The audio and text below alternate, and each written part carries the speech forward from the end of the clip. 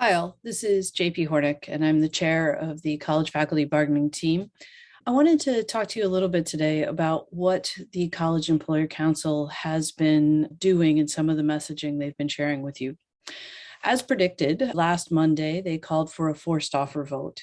And what we anticipate now is that they're going to step up their rhetoric around fear, particularly of a strike, and likely somewhere along the lines of, how little we have to gain and how much it's going to cost. We know this, but the other thing that they're not doing is talking about the issues that are on the table. So let's first just address the notion of costs. When we're looking at costs, one of the things to remember is that their costs do not include the fact that the colleges have a $1.6 billion surplus that spans the past 5 years. Their costs also don't include the fact that the administrators have earned in the past 5 years average raises system-wide of somewhere between 20 to 25%. What they also don't talk about is that the colleges have reserve funds that are nice and full, and those reserve funds are intended for emergencies such as global pandemics in order to get the colleges through. They also don't talk about the costs that go into the president's salaries that are often well above $300,000 or $400,000 per year.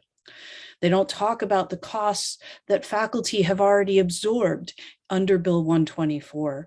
We're taking effectively a 3.8% wage cut in real wages when you figure in the cost of living. That's not because we want to. That's because we have to right now due to Bill 124 and the ongoing charter challenges.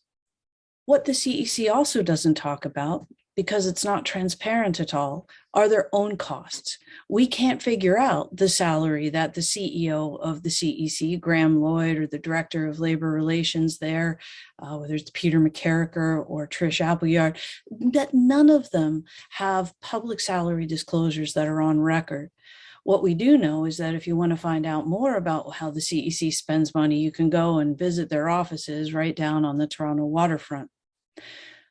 So the thing to remember is that, one, we're currently on strike. So when they try to talk to you about the fear that the faculty are going to call a strike, back in December, you voted to authorize a strike mandate.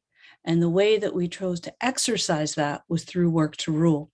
That's an escalating campaign that's working. Otherwise, they wouldn't be working so hard to scare you.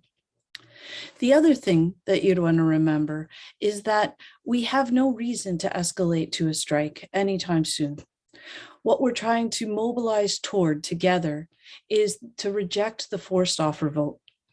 The reason for that is that the forced offer that is on the table is the same one, except for 10 words of no consequence, that they tabled back on November 23rd and that faculty voted down via the strike authorization mandate.